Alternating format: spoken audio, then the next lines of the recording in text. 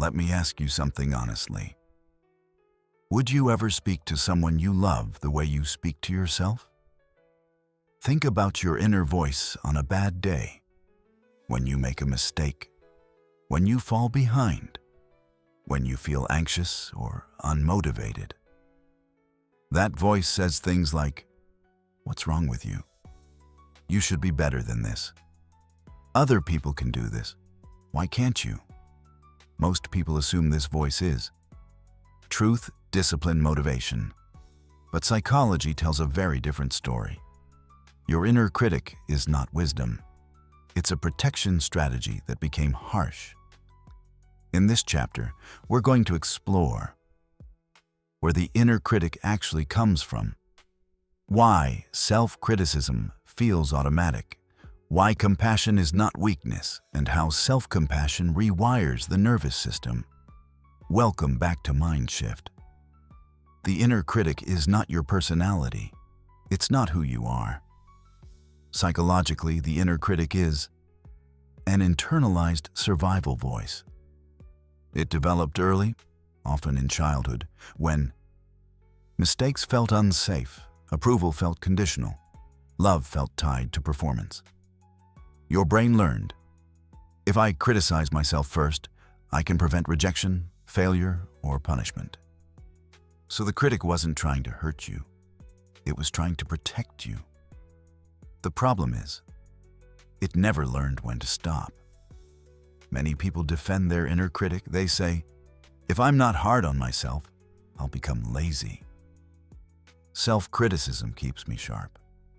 I need pressure to improve. Psychologically, self-criticism creates stress, fear, short-term compliance. Yes, it can push action briefly, but it comes at a cost. Anxiety, burnout, low self-trust, emotional exhaustion, fear motivates short-term. Safety sustains long-term.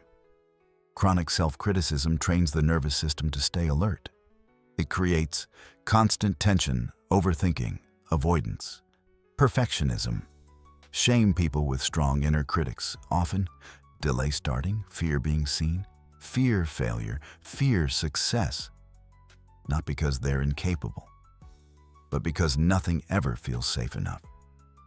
People try to silence the critic with affirmations. I'm enough. I'm confident. I love myself. But the nervous system doesn't respond to slogans. If the body feels unsafe, positive thoughts feel fake. This creates internal conflict. One part criticizes, another part pretends. Real change happens through regulation, not replacement. This is one of the biggest misconceptions. Self-compassion does not mean making excuses, avoiding responsibility, letting yourself off the hook psychologically.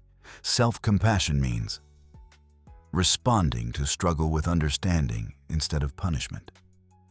It sounds like, this is hard. It makes sense that I'm struggling. I can still choose how to respond. Compassion creates accountability without fear. Self-criticism activates threat system cortisol. Fight/flight, self-compassion activates safety system oxytocin. Parasympathetic response. This is why compassion calms the body, improves emotional regulation, increases resilience. You don't grow by attacking yourself. You grow when your nervous system feels safe enough to learn. Many people feel awkward with self-compassion. It feels weak, unfamiliar, undeserved. That discomfort usually means you learned love was conditional, so kindness feels suspicious. But unfamiliar does not mean wrong. It means new. The goal is not to kill the inner critic. The goal is to understand it. Try this shift. Instead of arguing with the critic, say, I see you're trying to protect me. That alone reduces intensity. Then ask, what are you afraid would happen if I wasn't so hard on myself? This turns judgment into curiosity. Curiosity calms the nervous system. Next time you make a mistake, 1 pause, 2. Notice the critical voice, 3. Name the emotion underneath, fear, shame, disappointment. 4. Place a hand on your chest, physical safety cue. 5. Say internally, I'm struggling, and that's human. This is not weakness, it's regulation. Without constant self-attack, you recover faster, you try again sooner, you take healthier risks, you trust yourself more, you still grow. You just don't suffer unnecessarily. Self-compassion doesn't remove standards. It removes cruelty. You don't need to become someone new. You need to stop being at war with yourself. Your inner critic was once a protector. Now it may be outdated. You don't silence it with force. You soften it with understanding. Self-compassion is not about feeling good. It's about feeling safe enough to grow. If this chapter felt emotional, it means something inside you is ready to heal.